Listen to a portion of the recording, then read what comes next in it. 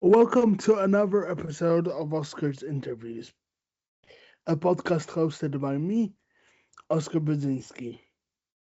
This podcast is aimed not just at people with visual impairments, but also the wider impaired community, including support professionals and anyone else who might consider themselves an ally. Through conversations with students and support professionals, we explore different perspectives and what this kind of support really looks like in everyday life. I hope you all enjoyed this episode. Let's get started. So, hi, today I'm joined by Carys, who is on the Thomas Pocklington Trust Get Set Progress Internship Program, the same program I'm on, and is doing her internship with Channel 4. Carys, thank you for joining me. Thank you so much for asking me to join you. Let's start by getting to know you a little bit. Could you tell me a little bit about yourself and how you got on to be on the Get Set Progress internship? Yes, absolutely. So, before the internship, I was at university and I graduated in June 2025. I was at university for 4 years down in Chichester, studying a Bachelor of Music in Vocal Performance.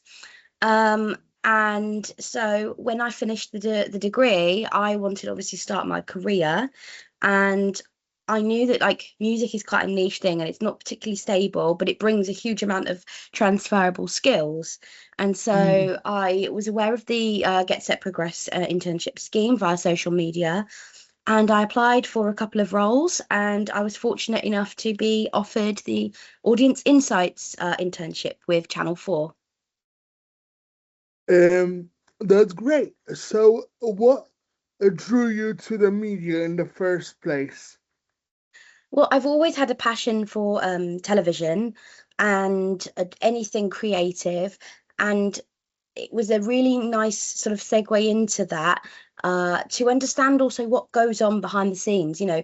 Insights and data are hugely important. These shows wouldn't be able to be commissioned if, data wasn't being collected and analysed. And it means that people who are running these shows understand what's working with their viewers and what's not. And I think we all underestimate that there are so many different parts to the engine of the sort of media and TV industry that goes on.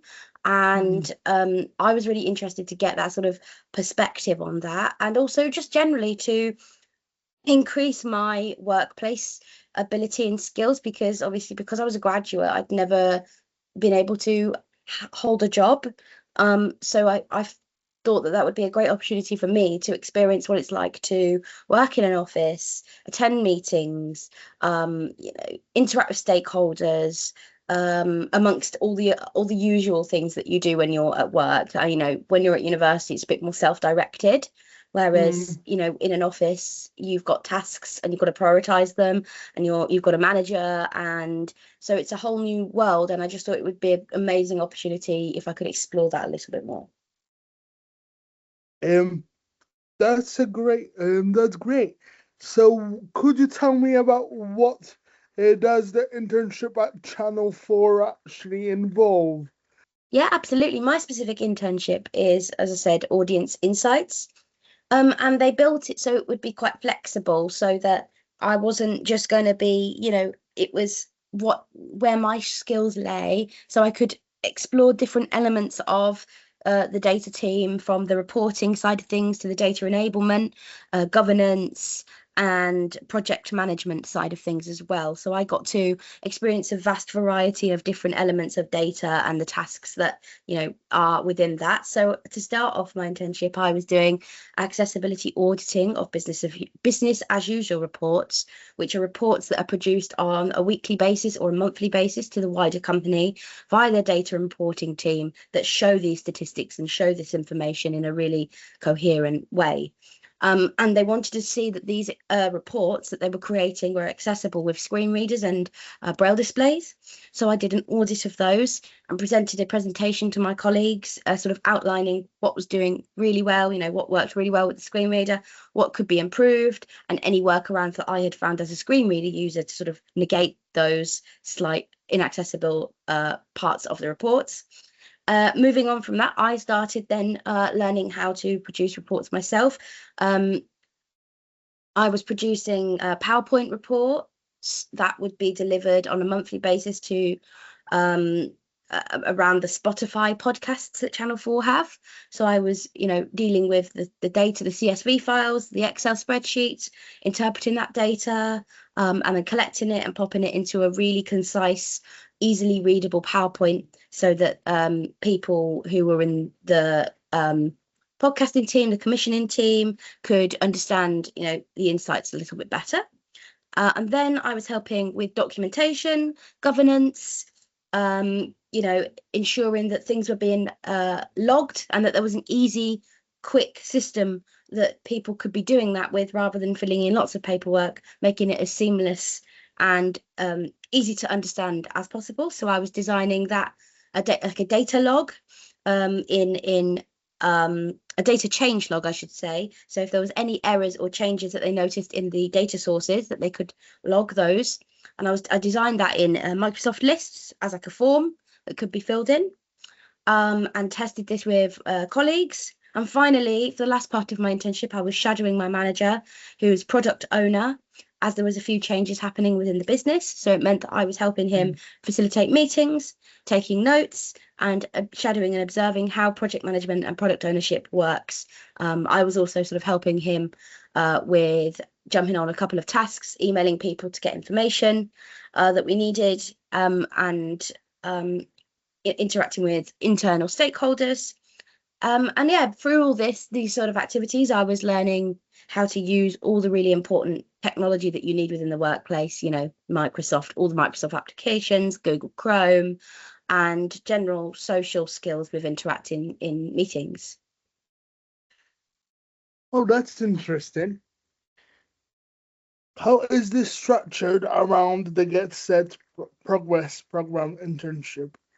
The 4 days in the office, I should say the 4 days with the company. My company is actually a 60-40 operation. So you work 3 days in the office and 2 days at home.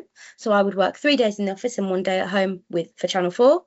And then 1 day at home with my Thomas Pocklington Trust work.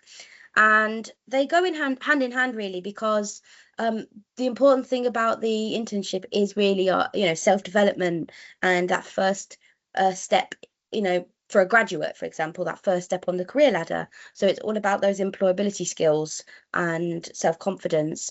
And I think the way they structured the sort of work that I've been doing for the placement has worked hand in hand with Thomas Pocklington Trust's sort of ethos, because it's enabled me to develop all these important skills. And then when we're doing the training with TPT, I'm able to, use examples and apply them within my, working environment.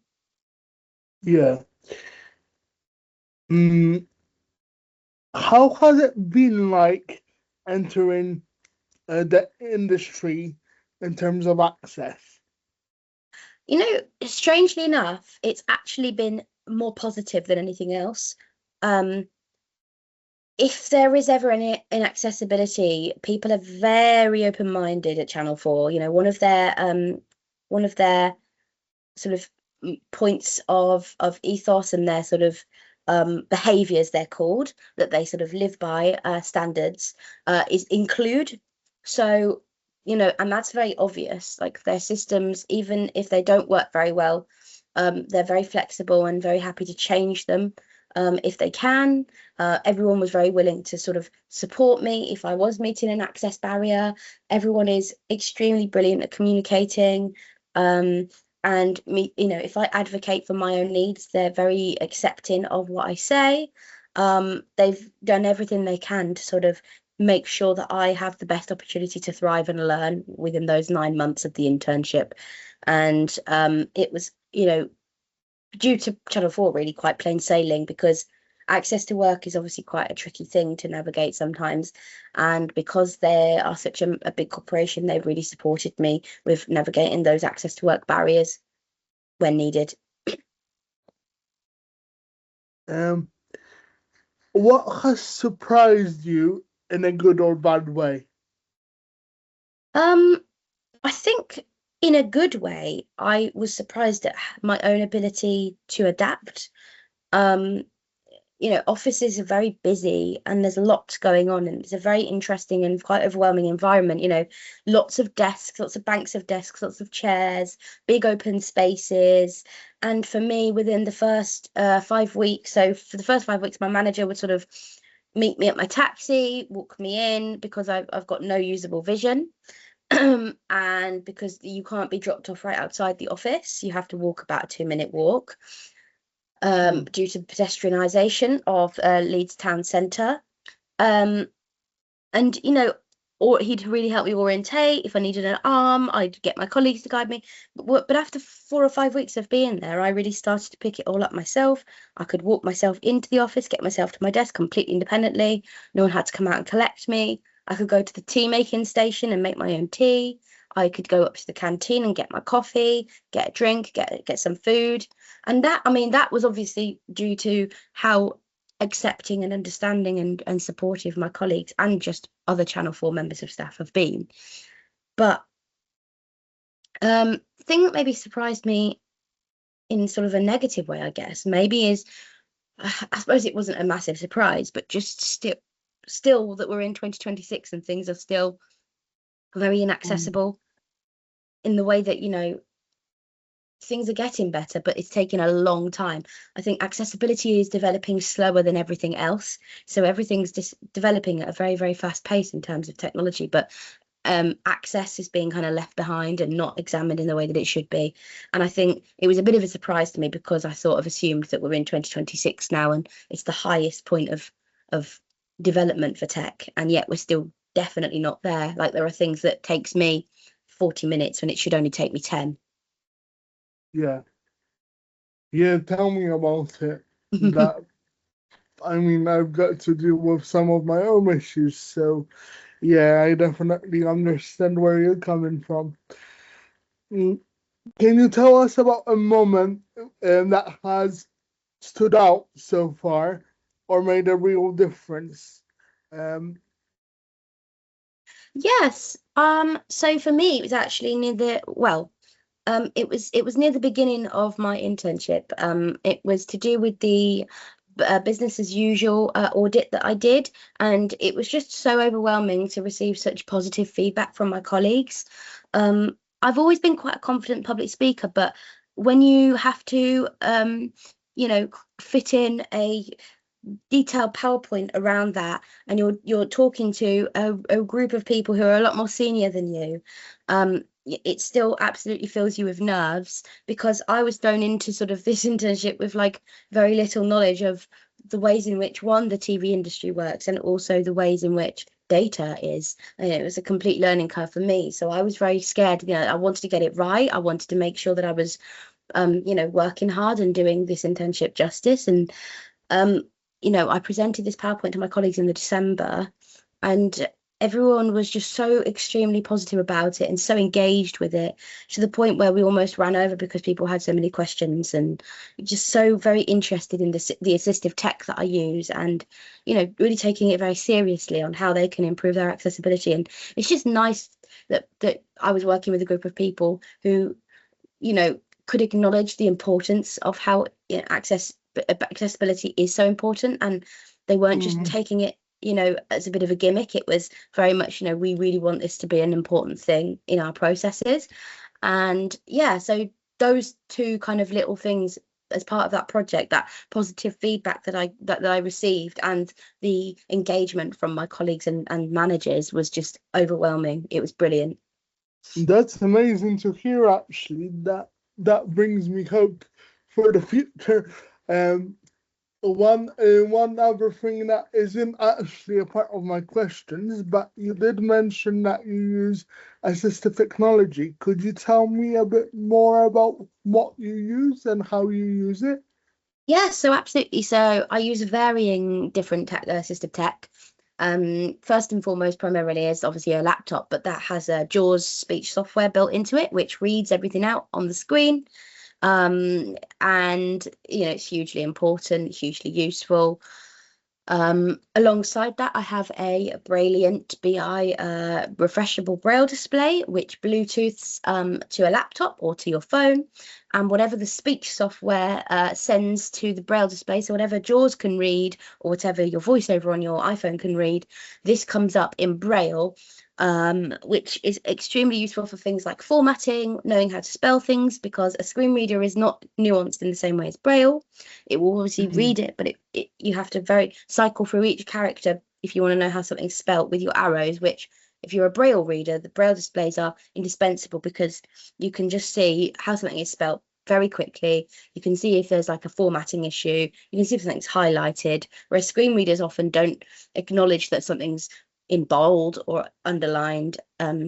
And I also, alongside that, in my personal life, I use an iPhone with a voiceover. I recently switched over to Google, so I now use Android as well. I've got an iPad, so I bought myself some Meta glasses as well, and really been very interested in AI. I mean, AI, I would say, is actually there's a lot of limitations with it, but I would count it as assistive tech because there's been a Mm, few things within work. For example, I've used Copilot to make inaccessible things accessible for me, and that has been extremely life changing because it means that I can still complete a task to the highest level. Whereas if something is visual, before AI, I couldn't have done that. I would have had to ask a human, which is brilliant. And I love asking the human because they're usually more accurate than AI. But obviously, humans cost a lot of money to employ as a support yeah. worker. So, it's a shame.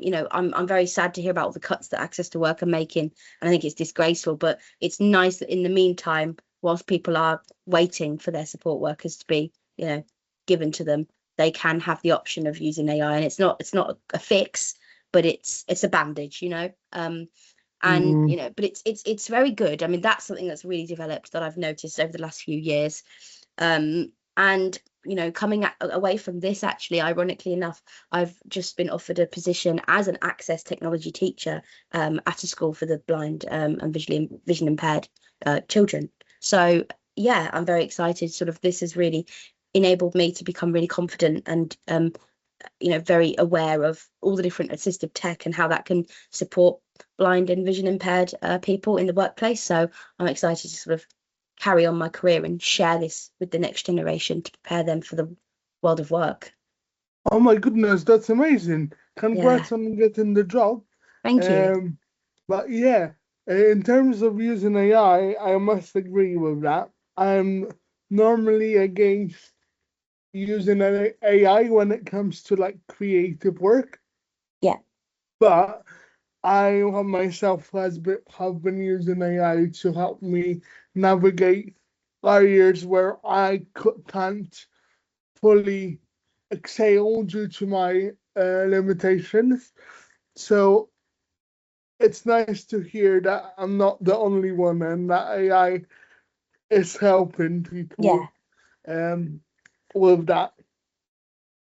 Yeah, no, I think that's a common thread within the sort of disabled community, how it does have its limitations and it does have its issues, AI, there's no doubt, but no one's saying that it doesn't. But Yeah. actually, it's a brilliant sort of barrier remover. What would you say to another young person about to start the Get Set Progress internship or an internship like this? Take every opportunity that you can because it's not a permanent contract. You don't know who you come across. You don't know what skills you'll gain from meeting one person. Make sure you're working on your networking skills. Don't be afraid to put yourself out there. It might feel very terrifying the first few times you do it, but the more you do it, the easier it gets.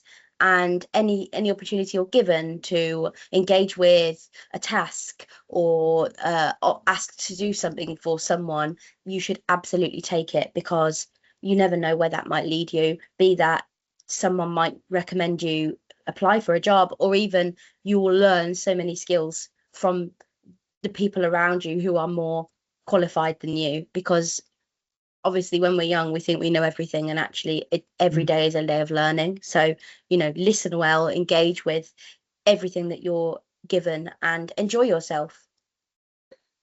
Is there anything that you would wish you would have known at the start before starting the internship? I think maybe I wish I'd known that no one would, sort of judge me for my inability, and that if I just allow myself to be a bit more flexible and kinder to myself, I guess, the time will come where you'll have 9 months doing work every single day, and it will become muscle memory. The first few weeks when you feel very clumsy and clunky and you don't know what you're doing and you don't have the information that you want to have, don't get overwhelmed by that, because it will come in time. That's the whole point of learning, and that, I think that's what I would have wished I'd known, just to be a bit more patient and empathetic with my learning. What would you tell people that are worried about applying? I would say you should just go for it, because even if you are worried, the people that you will come across within, say, for example, this specific internship I can speak for, it's a very non-judgmental, personable environment. And for example, they're very aware that the people that might be applying might not have ever been in a workplace, had a job interview, written a cover letter. So they're a bit more flexible and understanding. So it doesn't need to be perfect, but it's a great learning opportunity for you to be able to practice. They'll send you the questions in advance, so it's a little bit easier than the average job interview, because a lot of the time with job interviews you're sort of just asked questions off the cuff, whereas with this internship it's very special because you get to sort of prepare in advance, and even if you're not successful in a role, I think it's just a brilliant practice, because half the problem with applying for jobs with a visual impairment, or if you're disabled, is getting that interview in the first place. I think once you get an interview, even if you're not successful, it's just amazing practice and confidence boost. Yeah. So just go for it, is what I would say, even if you're terrified, because I know I was very scared. Oh, I was too. So yeah, totally get where you're coming from. And like you said, there is nothing wrong with trying. Yeah. At least you tried, and you know that that's not the right place for you. Exactly. If it isn't, and if it is, then that's perfect. One last question before I let you go. Is there anything that I haven't mentioned that you would like to touch base on, that you think would be beneficial for people to know? No, I think maybe just, as I said before, engage as much as you can with whatever you're offered, because you never know when it might end. And so even though you're out of you've graduated university, for example, you've just left school, you're always going to be learning, even if it's not in the classroom. And so, allow yourself to learn, allow yourself to be flexible and open-minded, and don't be too hard on yourself. If you just think, I'd like to do that, just give it a go, because the work, no is not a negative thing. It's just not this time, Yeah, maybe that's the right way to look at it. Mm-hmm. Carys, thank you for joining me today. Thanks has so much. been really insightful. Yeah, and I will hopefully do another interview or work with you in the future. Yeah, that'd be great. Thank Cheers. you. Thank you. Bye. Thank you for watching or listening. I hope you enjoyed this conversation and were able to take something away from it.